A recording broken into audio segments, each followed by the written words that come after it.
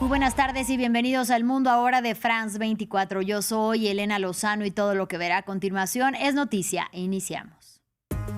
Keiko Fujimori tomará posesión como la novena presidenta de Perú en la última década. La derechista y lideresa de Fuerza Popular llega a la casa de Pizarro tras 3 intentos fallidos con la promesa de combatir con mano dura la violencia e inseguridad que aquejan al país andino. Benjamin Netanyahu y Volodymyr Zelensky se reunieron con Donald Trump en la Casa Blanca al inicio de una polémica visita a Washington con motivo de los homenajes y el funeral de Estado del senador estadounidense Lindsey Graham, quien falleció el pasado 11 de julio. A las puertas de una nueva ola de calor, Francia y España combaten contrarreloj los incendios forestales de magnitudes históricas. Los cuerpos de bomberos viven así horas críticas para intentar contener las llamas que han consumido miles de hectáreas en ambos países y cobrado la vida de personas y animales.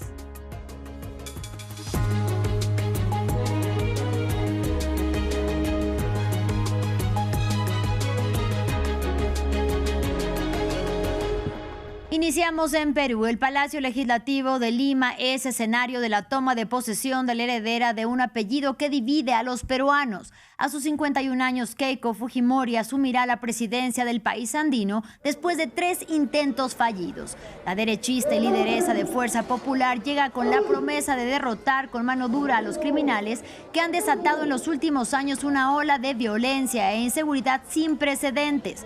Se trata de la novena mandataria de Perú en la última década y es hija del fallecido expresidente Alberto Fujimori, que fue condenado a 25 años de prisión por crímenes de lesa humanidad. Keiko sucederá así a José María Balcázar y a horas de llegar al cargo anunció varios nombramientos de su gabinete. Diego Bazzani nos amplía. Keiko Fujimori alista su llegada a la jefatura de Estado. A horas de tomar el cargo, la presidenta electa de Perú anunció que el economista Elmer Cuba será su ministro de Finanzas, mientras que el periodista y ex candidato presidencial Carlos Spa liderará la cartera de Asuntos Exteriores. A su vez, el primer vicepresidente Luis Galarreta también será primer ministro y estará encargado de llevar a cabo el plan de gobierno formulado en la campaña, tarea diferente a la del segundo vicepresidente Miguel Torres, quien este lunes asumió la dirección del Senado. Que lidere un gabinete unido, que trabaje con sentido de urgencia, que escuche a la ciudadanía y que su gestión se mida por los resultados que entregue a todos los peruanos.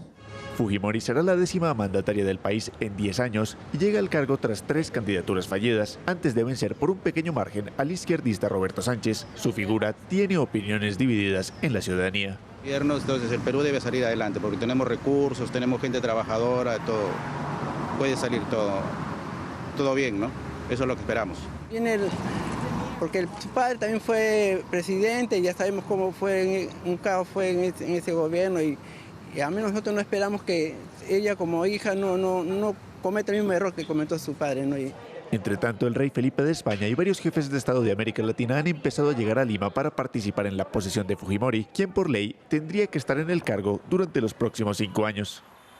Continuamos en Estados Unidos. Benjamin Netanyahu y Volodymyr Zelensky se reunieron con el presidente Donald Trump en la Casa Blanca al inicio de una polémica visita. Ambos llegaron a Washington para asistir a los homenajes y funeral de Estado del senador estadounidense Lindsey Graham, quien falleció repentinamente el pasado 11 de julio.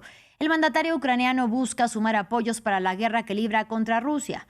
Mientras que en medio de la ofensiva que Israel libra contra el grupo islamista Hamas en la Franja de Gaza, donde recordemos su ejército ha matado a más de 73,000 personas, un amplio sector de la población rechaza la presencia del primer ministro israelí y exige su arresto por crímenes de lesa humanidad. Al respecto, Jaime Avedrapo, doctor en Derecho Internacional, nos dijo lo siguiente. Un poco repitiendo, están los dos en procesos electorales. Esto también tiene un componente muy importante que tiene que ver con sus propios ciudadanos, tanto del mensaje hacia los estadounidenses como de los israelíes. El Netanyahu particularmente necesita demostrarle a sus electores de que la cercanía y la alianza estratégica tan estrecha con los Estados Unidos se mantiene. Por tanto, era bueno mantener cierta reserva por las diferencias de opinión que puedan tener en algunas materias tan estratégicas que hoy día llevan ambas agendas, que por cierto probablemente no la desarrollen en los pocos minutos en los que se encontraron, pero efectivamente está desde el tema de la guerra en Irán, pasando por los procesos del plan para Gaza, el Líbano, Siria y una serie de otros, las compras de armas por parte de Turquía o la Arabia Saudita, que se le estaría dando luz verde para el desarrollo de capacidades nucleares o energía nuclear. Bueno, todo esto tiene que ver precisamente con una conversación compleja, pero aquí lo que es sustantivo para Israel, para Netanyahu, es señalar que tiene todavía la alianza estrecha, que se vio algo distante, deslegitimada, o si tú quieres, con un punto de inflexión como nunca habíamos visto en la historia bilateral de estos países respecto precisamente a las negociaciones de paz entre Estados Unidos e Irán, donde efectivamente parecía que el actor de Israel no estaba dispuesto a sumarse a esa mesa de negociación o a acatar lo que allí se acordara. Y por tanto, con una definición estratégica muy diferente, hace que por tanto esta reunión es la octava ya encuentro que tienen ambos presidentes, ambos mandatarios. Efectivamente hoy día era muy necesario para los intereses de Israel. Y por otra parte, Trump también necesita de alguna manera crear la plataforma con sus aliados más estrechos en vista a las próximas elecciones. Sabemos de las capacidades del lobby sionista de los Estados Unidos y efectivamente cuando el Estados Unidos toma cierta distancia de los intereses israelíes, sabemos que eso le puede llevar un costo relativamente alto al presidente de los Estados Unidos, sobre todo en vista al próximo proceso electoral.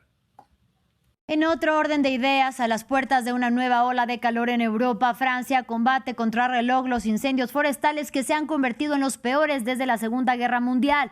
Los cuerpos de bomberos viven horas críticas para intentar contener las llamas que han consumido miles de hectáreas en el país galo y cobrado la vida de personas y de animales.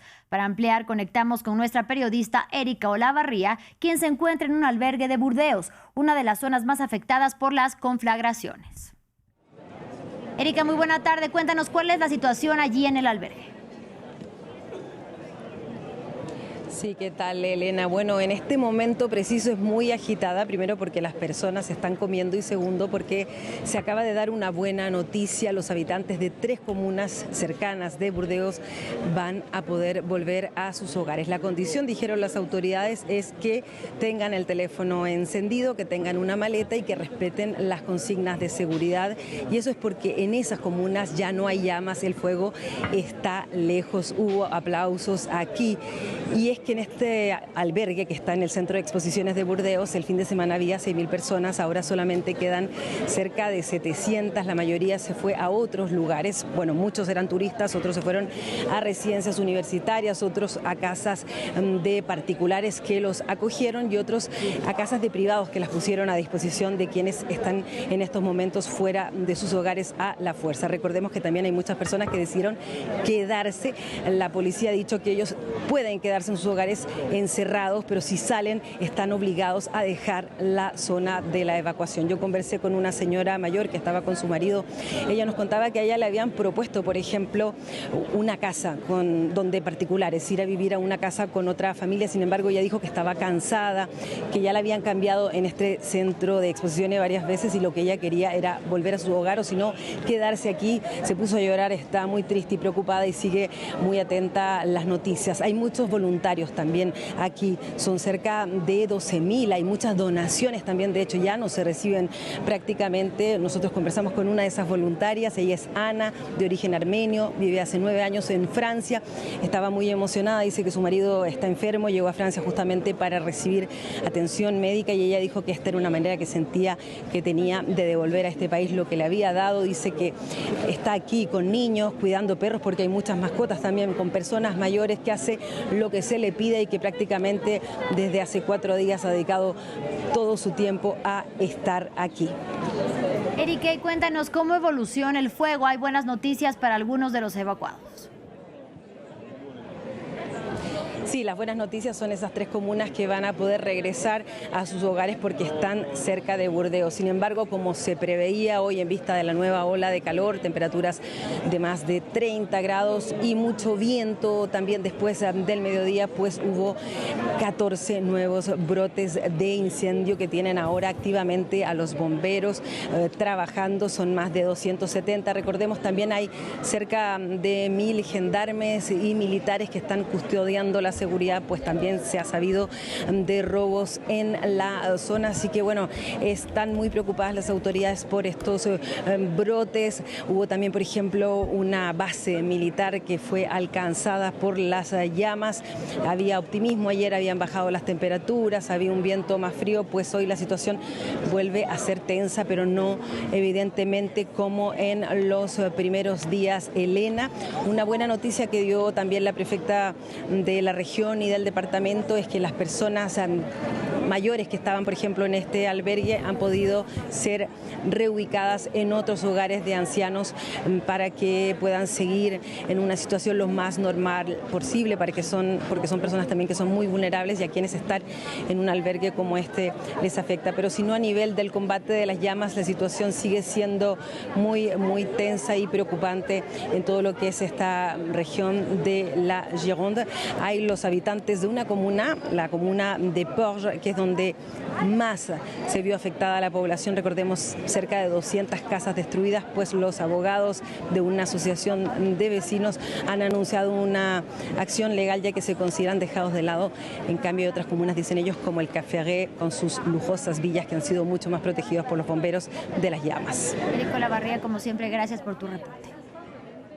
En España la situación no es mejor. El país también combate incendios de magnitudes desproporcionadas, ya que se trata de los peores en la historia reciente del país ibérico. El viento y las temperaturas extremas han dificultado la tarea de los cuerpos de bomberos españoles que día tras día luchan por extinguir las llamas. Miles de hectáreas han quedado reducidas a cenizas y los habitantes de las zonas afectadas han perdido sus hogares y sus medios de subsistencia, aunque parece haber un rayo de esperanza y las autoridades finalizaron órdenes de evacuación en 13 municipalidades. Al contrario de lo que ocurre en Europa, en Asia las lluvias son torrenciales. Este martes la India registró inundaciones en su capital, Nueva Delhi, así como en regiones del norte del país. En Assam, por ejemplo, ubicada en el extremo noroeste, las autoridades aseguraron que ya son más de 600 las aldeas anegadas. En tanto, en Pakistán, los fallecidos a causa del monzón que golpea al país ascienden a 110. En la provincia oriental de Punjab, que vive la situación más compleja, con viviendas sumergidas en el agua y ganado que no logró sobrevivir al trágico temporal. Más detalles en el informe de Daisy Lanza. Pueblos y terrenos sumergidos en la India. Las fuertes lluvias provocaron inundaciones generalizadas en varias partes del país, anegando las calles de la capital, Nueva Delhi, y sus ciudades satélites. Hay mucho tráfico. Llevo viviendo en la zona del mercado de Conago Place los últimos 15 años y nunca había visto una situación así. Las calles estaban inundadas en gran parte de la ciudad, ya que las fuertes lluvias interrumpieron el tráfico y dificultaron la circulación. Además de las inundaciones en la capital, pueblos y vastas extensiones de tierra de cultivo en el estado de Assam, en el extremo noreste del país, estaban sumergidos. En esta aldea donde nos encontramos hoy, familias de todas las casas de esta zona se vieron obligadas a marcharse. Muchos de sus seres queridos siguen desaparecidos. Solo se encontró a una persona, pero se había ahogado. Incluso hoy, cuando pensamos en la devastación causada por esas inundaciones, todavía nos da escalofrío. Más de 600 aldeas del extremo noreste del país se vieron gravemente afectadas por el desbordamiento de los ríos, mientras las autoridades distribuían paquetes de alimentos a los residentes afectados. En el lado opuesto del mapa, en Gujarat, el estado ubicado sobre la costa oeste de la India y limítrofe con Pakistán, poblaciones tuvieron que ser evacuadas. Las autoridades de la India calificaron las inundaciones de devastación sin precedentes. En el país vecino, la Autoridad Nacional de Gestión de Desastres de Pakistán informó este martes que en la actual temporada de lluvias el número de fallecidos ya asciende a más de un centenar de personas. Ahora vamos a Japón. Un terremoto de magnitud 7,1 sacudió el sur del país, con afectaciones particularmente en la ciudad de Kumamoto, donde se registró el epicentro. Allí medios como la televisión TBS, la cadena pública NHK o Kyodo News reportan múltiples muertos tras el colapso de un centro comercial en Kashima como producto del sismo, y añaden que varias personas se encuentran atrapadas en los escombros a los que quedó reducido el inmueble. Aquí los detalles. Un terremoto de magnitud preliminar de 7,1 sacudió este martes la ciudad japonesa de Kumamoto, dejando sin electricidad a miles de hogares en la localidad del sur de la isla y provocando órdenes de evacuación. Aún estamos evaluando el alcance de las víctimas y los daños materiales, pero ya hemos recibido informes de personas heridas. Algunas zonas también se ven afectadas por cortes de electricidad e incendios, así como por daños en carreteras y puentes y el derrumbe de edificios. En las áreas que experimentaron fuertes temblores sigue existiendo la posibilidad de que ocurran terremotos de intensidad similar. Estas alertas alcanzan a varias ciudades ubicadas en la isla de Kyushu, al sur del país. La Agencia Meteorológica de Japón emitió inicialmente una advertencia de tsunami, pero luego la retiró. Las centrales nucleares también están en la mira. Por el momento no se han reportado anomalías en las instalaciones nucleares, incluida la central nuclear de Sendai. Aún se están confirmando los informes sobre víctimas y daños materiales. Varias personas quedaron atrapadas en el centro comercial Aeon, sacudido por una explosión tras el terremoto, según los bomberos. La policía dijo que se presume que varias personas fallecieron en el incidente. Japón es uno de los países con mayor actividad sísmica del mundo, con temblores que ocurren al menos cada 5 minutos. Ubicado en el Anillo de Fuego, una cadena de volcanes y fosas oceánicas que rodea parcialmente la cuenca del Pacífico, Japón concentra cerca del 20% de los terremotos de magnitud 6.0 o superiores que se producen en el mundo. Y cerramos con noticias del fútbol, porque el astro francés Zinedine Zidane volverá 20 años después a la selección de Francia, en la que jugó durante más de una década. Y esta vez lo hará como su seleccionador durante los próximos 4 años en reemplazo de Didier Deschamps. Un cambio que se produce solo 2 semanas después del final del Mundial de Norteamérica, en el que Les Bleus terminaron de cuartos. En palabras de Zidane, este era el sueño de su vida. Así llegamos al final de este espacio informativo. Gracias por su compañía y hasta la próxima.